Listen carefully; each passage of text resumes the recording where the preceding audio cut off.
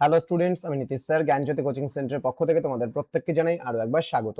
তো স্টুডেন্টস, আজকে আমি তোমাদের সঙ্গে আলোচনা করব এনইপি 4 ইয়ার আন্ডার গ্র্যাজুয়েট প্রোগ্রামের অধীনস্থ যে সমস্ত ছাত্রছাত্রীরা যারা নর্থ বেঙ্গল ইউনিভার্সিটি আন্ডারে বিভিন্ন কলেজগুলোতে যারা 4th সেমিস্টারে পড়াশোনা করছো মেজর সোসিওলজি নিয়ে, তাদের জন্য আজকে মেজর পেপার 7 এর last minute suggestion 2026 100% common sociology of environment. এখান থেকে তোমরা কোন কোন প্রশ্নগুলো পড়বে 12 মার্কসের, আজকে কিন্তু সেই ভিডিওটি নিয়ে আলোচনা করব। যারা এখনো চ্যানেলটিকে সাবস্ক্রাইব করনি, সাবস্ক্রাইব করে পাশে থাকা বেল আইকন অল প্রেস করে দেবে, যাতে নেক্সট টাইম থেকে কোনো ভিডিও আপলোড করলে তার নোটিফিকেশন তুমি সবার আগে পেতে পারো। এছাড়া যারা ভাবছো যে অনলাইনে আমাদের ক্লাস জয়েন করবে, নোটস নেবে, তারা অবশ্যই যোগাযোগ করো। আমাদের অফিসিয়াল নাম্বার 6295916282 নাম্বার অথবা 7076398606 নাম্বারে তোমরা চাইলে সরাসরি যোগাযোগ করতে পারো। আমাদের টোটাল কোর্স ফি রয়েছে মাত্র 1199 টাকা, পুরো সেমিস্টারে অল সাবজেক্টের কোর্স ফি। তো দেরি না করে আজই যোগাযোগ করতে পারো আমাদের সঙ্গে। চলো শুরু করছি আজকে 12 নম্বরের গুরুত্বপূর্ণ প্রশ্নগুলো। একদম সামান্য কয়েকটা প্রশ্ন দিয়েছি। Critically examine the emergence, nature and scope of environmental sociology. Next হচ্ছে discuss the evaluation and current status of environmental sociology as a subdiscipline in India.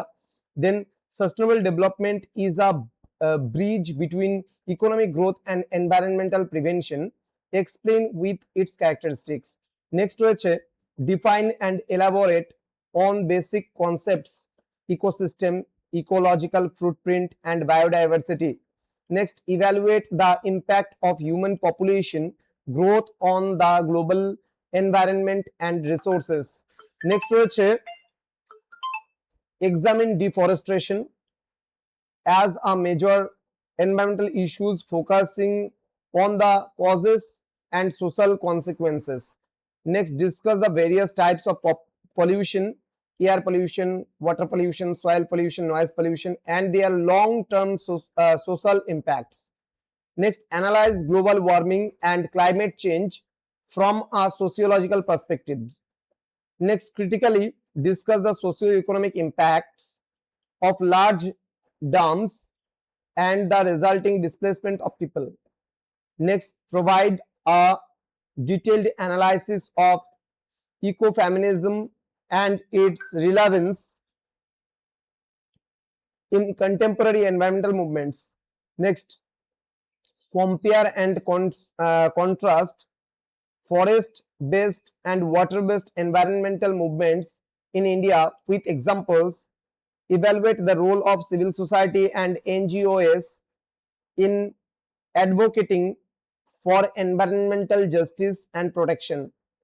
Next, provide a comprehensive overview of environmental legislation and programs in India. Next, discuss the significance of the Rio Declaration and SDGs in the global environmental policy framework. Next, examine the challenges of climate change policies and the necessity of effective environmental governance. তো এই ছিল আজকের class, যেখানে 100% common আমরা কিছু প্রশ্ন আজকে তোমাদেরকে প্রোভাইড করলাম। যারা এখন আমাদের চ্যানেলটিকে সাবস্ক্রাইব করনি, সাবস্ক্রাইব করে পাশে থাকা বেল আইকন অল প্রেস করে দেবে, যাতে নেক্সট টাইম থেকে কোনো ভিডিও আপলোড করলে তার নোটিফিকেশন গুলো তুমি সবার আগে পেতে পারো। এছাড়া যারা ভাবছো যে অনলাইনে আমাদের ক্লাস জয়েন করবে, তারা অবশ্যই যোগাযোগ করবে আমাদের অফিসিয়াল নাম্বার 6295916282 এবং 7076398606 নম্বরে। দেখা হচ্ছে খুব তাড়াতাড়ি আরো একটা নতুন ক্লাস নিয়ে তোমাদের সঙ্গে। তোমরা প্রত্যেকেই ভালো থেকো, সুস্থ থেকো। Thank you so much, thanks for watching after all, thank you.